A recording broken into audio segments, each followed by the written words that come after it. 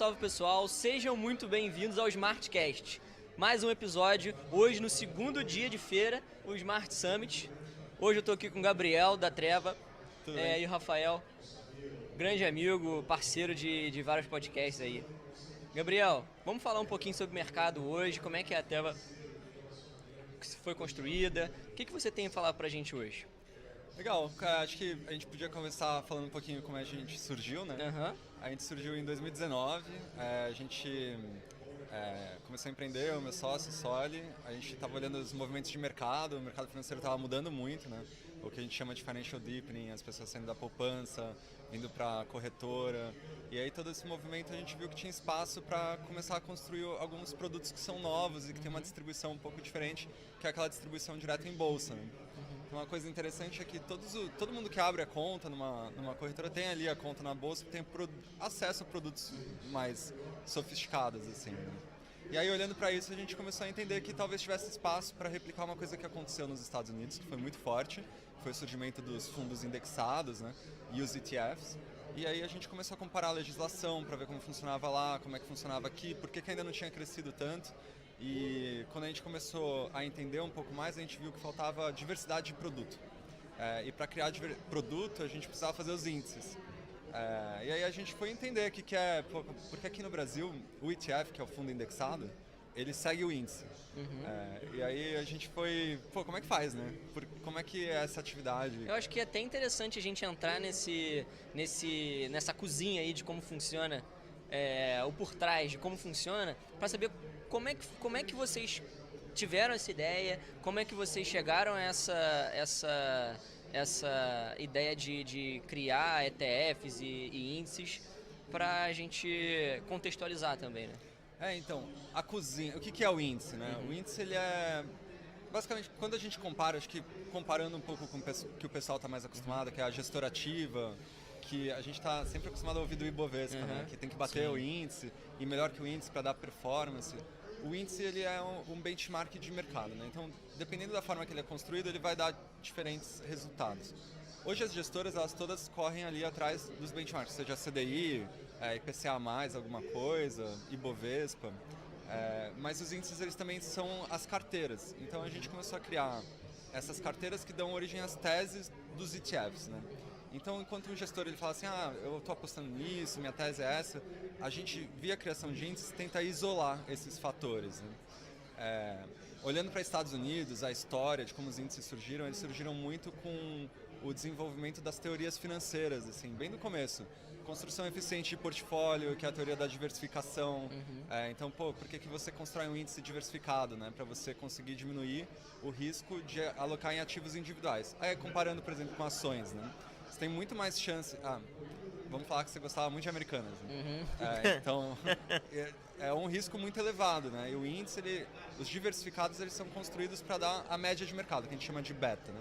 E aí Vocês usam a teoria da fronteira? Ou não? Então, o conceito do beta, ele nasceu na teoria da fronteira eficiente, né? Aí depois vieram as evoluções ali dos modelos. Então, teve o French e o Fama, que eles...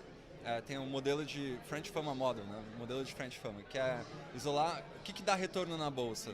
Porque a primeira teoria era assim, risco e retorno é uma coisa verdadeira no mercado, né? Quanto mais risco você toma, mais retorno você tem. Às vezes você tem algumas assimetrias. Tem uns fundos que são bem legais que trabalham lá a assimetria de risco, retorno nas caudas, né? Mas aí o pessoal começou a perguntar, mas será que é só isso, né? Será que dá para isolar os fatores? E aí começou a teoria dos fatores de retorno. Então, as empresas são menores, elas dão mais retorno por quê, né? As empresas menos líquidas, as empresas de valor, que é a teoria do Graham, que veio lá de trás, como é que eu identifico, né? Será que a empresa que está mais descontada vai dar mais retorno no longo prazo? E aí depois, com a evolução disso, vieram os quants, década de 60, 70 nos Estados Unidos, e aí eles começaram os fatores de momento, dividendos, e aí eles foram misturando essas coisas. A gente lá na Teva, a gente pega esses fatores, ou setores também, e a gente isola eles em carteiras. Então os índices que a gente constrói, eles são mais ou menos assim. A gente tem alguns produtos que são lançados em cima dos índices, né, os ETFs que estão negociando e tal. A gente tem um que é, por exemplo, só de empresas brasileiras produtoras de commodities. Aí a nossa teoria é que o Brasil tem uma vantagem competitiva muito grande, né? A gente tem as maiores empresas do mundo aqui em diferentes setores, carne, celulose, petróleo, minério. E a gente tem uma questão dessas empresas que elas são produtoras de menor custo. Então, quando o mercado está indo bem, os preços das commodities estão altos, essas empresas ganham muita margem. E aí, quando o mercado está indo mal, elas são as últimas que vão morrer, elas são as sobreviventes. Então, quando está indo mal, elas se fortalecem, quando está indo bem, elas vão melhor ainda. E aí, essa é um setor isolado na Bolsa que ele consistentemente dá retornos maiores do que o Bovespa. Pelo menos no nosso período de backtest, desde o lançamento do fundo, que é o alfa, né? Que o pessoal busca muito, assim. Então, tem diferentes coisas. A gente tem essas quebras setoriais, né? A gente tem quebras de fatores na Bolsa também. A gente fez a quebra do mercado de fundos imobiliários entre tijolo e papel. Então, os índices eles servem assim para classificar e poder dar acesso a coisas um pouco mais específicas ou amplas de um jeito barato e eficiente. Hoje, qual que é o principal índice que vocês estão olhando e vê que é o que as pessoas têm mais adesão? Que vocês fizeram? A gente lançou um produto recentemente, acho que deve fazer uns 3 meses, com a Investo, que é uma gestora focada em fazer ETFs, né? E esse produto ele é um índice de LFTs, então é um ETF que compra LFTs, né? Tem uma coisa muito interessante, os ETFs de renda fixa, eles têm algumas vantagens tributárias na regulação. É uma coisa muito nova ainda e ainda está ganhando espaço na carteira do investidor, mas desde que a gente lançou ganhou muita atração. Ele ganhou acho que quase 6 mil clientes em 3 meses, orgânicos assim, e está batendo 300 e poucos milhões já, e um lançamento bem recente assim. Teve repercussão de influencers, que é uma coisa bem legal, o pessoal está entendendo que pode ser um produto usado para guardar reserva ou fazer gestão de liquidez dentro dos portfólios, assim, que é interessante. E as vantagens tributárias do ETF de renda fixa, né, que faz esse produto ser atrativo. Não cobra IOF. O IOF ele é um imposto que nos primeiros 30 dias, no primeiro dia ele come 96% do teu retorno. Né? Ou seja, é melhor, você vai botar e tirar, é melhor talvez até deixar ali parado. Né? No segundo dia, 93%, ele vai caindo. Então, dentro de 30 dias, por esse produto não ter IOF, ele fica muito competitivo. Quando o IOF termina, esse é um produto que, olhando para o longo prazo, ele não tem come-cotas, que é um imposto que a gente não vê muito, porque ele nunca aparece no gráfico da cota. Né? Isso é uma coisa muito doida, assim, porque você só vê a quebra na rentabilidade ali. Então, a rentabilidade ela continua bonitinha ali, mas a queda é no número de cotas. Sim. Então você vê a queda no patrimônio, mas o gráfico ele tá bonitinho ali. E a cada 6 meses, o Come Cotas ele tributa 15% antes de você resgatar, né? E isso quebra aquele movimento que é monumental ali dos juros compostos. Né? Menos dinheiro que vai estar rendendo ali, né? E ao invés de você pegar o seu rendimento e deixar ele reinvestido, o LFTS 11 ele dá mais ou menos ali o próximo do CDI, né? A função dele, que é a taxa Selic e tal. Ao invés de você deixar ele investido, você está sempre tirando um pedacinho. Sim. Então, tem uma vantagem que é bem legal. Tem uma tributação diferenciada também dos ETFs de renda fixa. Os produtos de renda fixa geralmente são regressivos, né? Começa com 22,5% e aí vai caindo até 15%. Até 15%. Né? E o ETF é 15% independente do prazo que você fica, ele depende do prazo da carteira. Então acaba sendo um produto que tá sendo legal, pegando bastante tração. E tem um que eu gosto bastante que também é de renda fixa, mas é de crédito privado. Tem um ETF lançado em cima dele, que é o DEB11, DEBB11. E ele é o primeiro ETF de crédito privado na Bolsa. E isso é um movimento de mercado bem interessante, assim, porque traz a negociação das debêntures para a Bolsa com preço de tela, preço de mercado. Então, debênture é mercado de balcão, né? Sim. Então é difícil de acessar, vai comprar uma por uma, o papel é caro, você quer diversificar, vai comprar cada papel a 1.000, às vezes mais, né? E aí vai comprar o valor financeiro para comprar uma debênture dessa é maior. É alto. Aí, por exemplo, o DEB, ele tem uma carteira, acho que está girando em torno de 100 ativos. Imagina, 100 mil para você diversificar e nem vai ter na proporção certa ali dos ativos. Sim. O DEB tem a cota, acho que é R$100. Então você consegue comprar a diversificação dos 100 ativos numa cesta única, né?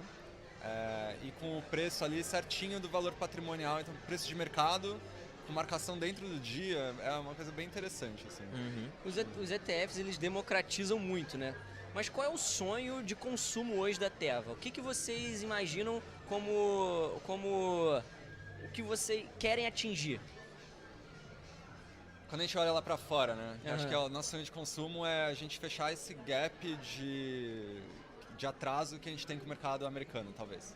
Então, lá fora, acho que o pessoal já começou a entender como os ETFs eles são importantes para a construção de portfólio, Sim. diminuição de taxa a longo prazo. Tem ETF pra tudo lá, né? Tem até o programa, tem um ETF para isso, sabe? Você pensa em alguma coisa, tem um ETF disso, sabe?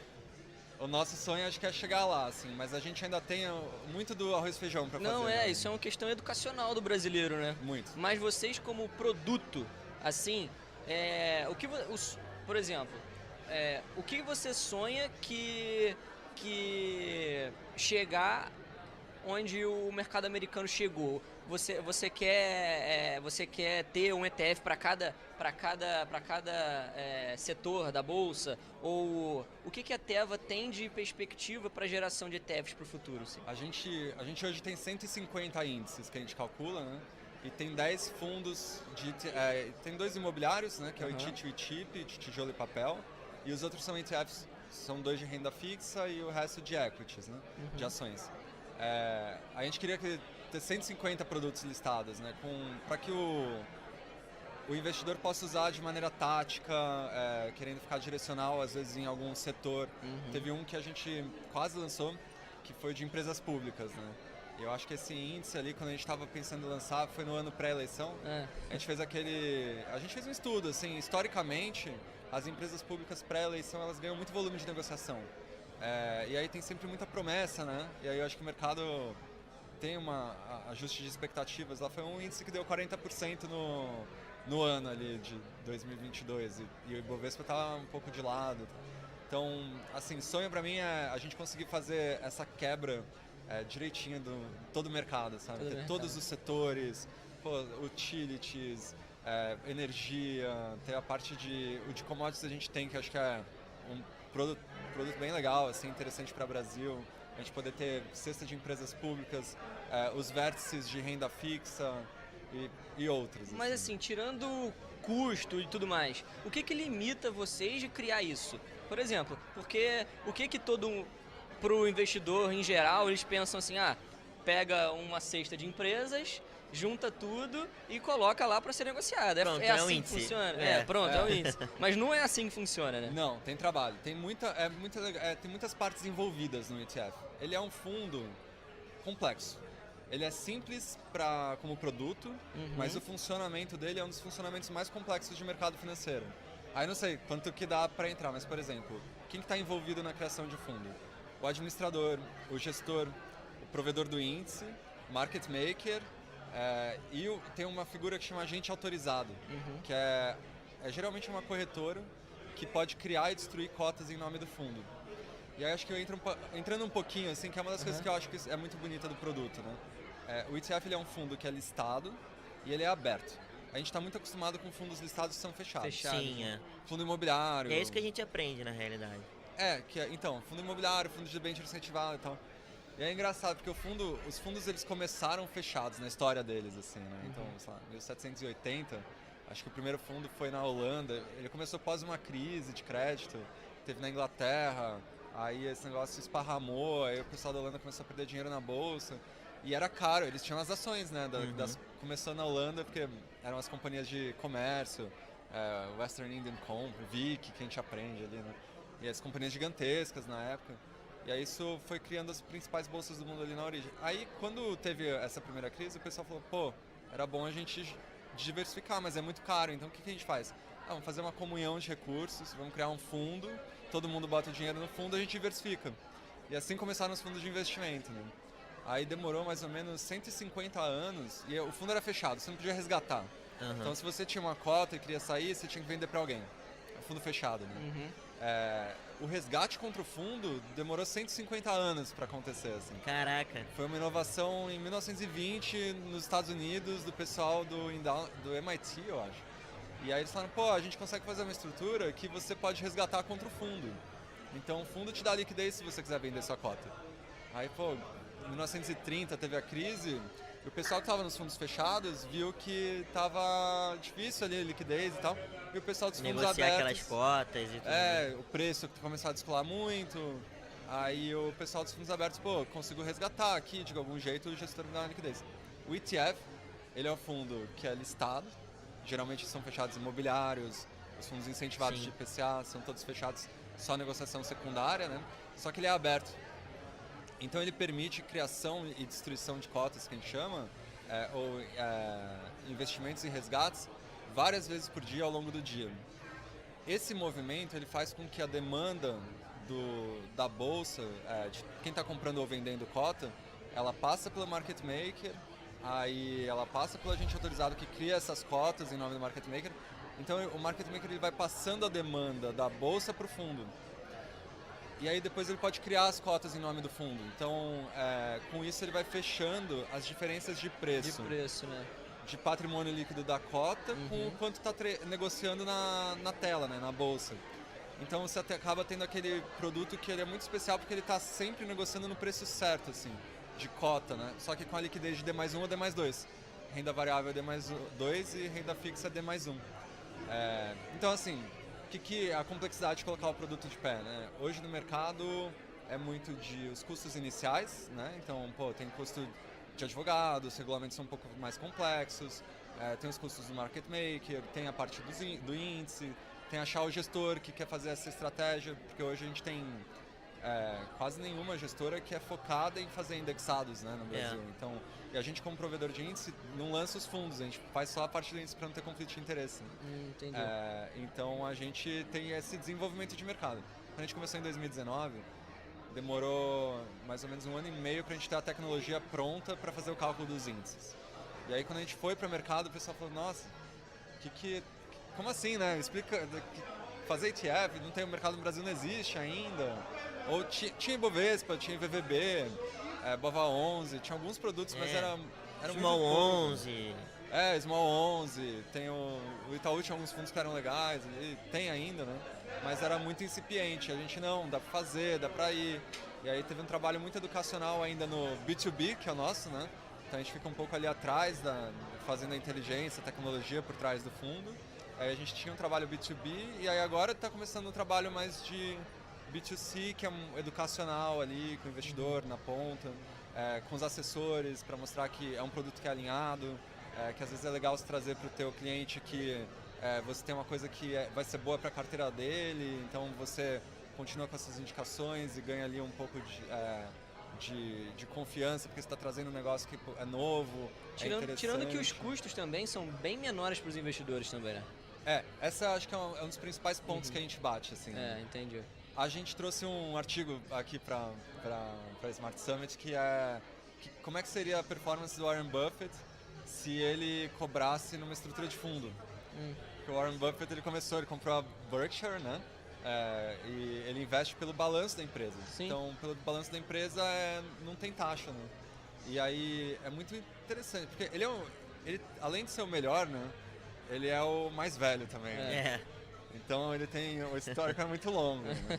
E aí quando você coloca no longo prazo, assim, o impacto das taxas acho que é um dos pontos principais, assim. Se o Warren Buffett tivesse cobrado 2% de administração e 20% de performance todos os anos ali, desde a fundação, 2010, assim, 2020, assim, 84% do valor que ele gerou teria virado taxa. E 14% teria sido retorno do investidor dele no fundo, né? Então, dessas taxas, 76% teriam sido de administração e 24% de performance, sendo que ele é o Warren Buffett, né?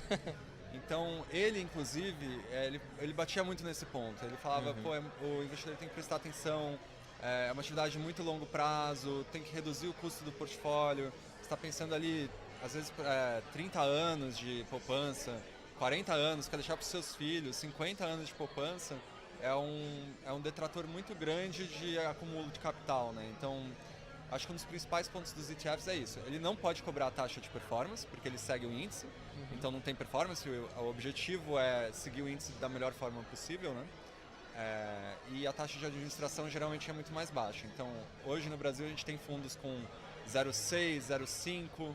Tem alguns ETFs de cripto que cobram um pouco a mais, tem alguns que estão um pouco mais baratos.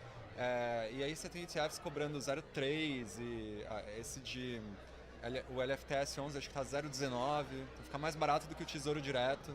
Verdade. Então é bem importante, assim, pra gente essa questão das taxas é uma coisa bastante importante, assim. Qual é uma única, se você pudesse falar uma única coisa para pessoa que quer investir nos ETFs da Teva, o que você falaria para ela? Eu acho que procurar entender, acho que a primeira coisa é o basicão, né? Voltar bem pro básico, assim. Entender perfil de risco e retorno. E aí eu acho que entra muito importante a figura do assessor, assim. O assessor ele tem que ajudar aquela pessoa a entender o que encaixa dentro do portfólio dela para que em momentos de variação ela não tome aquele susto ou descubra que está alocada numa coisa que não era muito o que ela esperava. Então, essa parte de entender qual que é o seu apetite de risco, acho que é o mais importante. E aí depois procurar os produtos, né? A gente tem hoje várias classes de ativos diferentes. Então, o ITIP é de papel, ele é o fundo imobiliário de papel, segue um pouco de crédito, é super alocado, eficiente. O de tijolo é mais voltado ali para rendimento, né? Tem o de commodities, que a gente tenta isolar um pouco de alfa, mas pode ter um pouco mais de variação. A gente tem um fundo muito legal com o pessoal da Trígono, que tá perto do lado ali nosso. Tá ali do lado, eles são feras, né? Feraças, assim, de gestão ativa mesmo. A gente lançou com eles um ETF que é a cauda longa da bolsa, assim. Então, ele é o ETF com menos sobreposição ao índice do Bovespa. Então, se você quiser muito beta na carteira, quer dar apimentar, tomar mais risco, ele é um investimento que funciona bem. Então, assim, a gente já tem muitas opções. Tem o de crédito privado, que está indo bem, felizmente estava sem Americanas ali na carteira, então está bem diversificado. Um dos poucos. Felizmente, assim, não passou esse índice ele tem 24 regras. Sem light também? Light tem uma posição pequenininha, tá? A gente tá olhando, tá observando. Mas acho que a variação, como é muito diversificado, a variação conseguiu ser... É muito pequena, né? Que é a ideia, né? Diversificar para Exatamente. diminuir o risco. Então entender, pesquisar, entender bem os produtos e aí escolher o que funciona melhor para a carteira, né? Para o portfólio. E entender dentro da Teva o que funciona melhor para você, né? Gabriel, muito obrigado por participar do podcast. Rafa, quer falar mais alguma coisa para fechar? Não, considerações finais. Eu acho que no Brasil vai crescer muito ainda o mercado de ETF, né? Lá fora a gente já consegue montar uma carteira só de ETF. Eu acho que a Teva vai ajudar muito a gente a construir isso aqui no Brasil também. Com certeza. Contem com a gente com isso, a gente vai contar com vocês também. Beleza, obrigado. Legal, obrigado. Gente, Valeu, pessoal. um abraço, até a próxima. Tchau, tchau.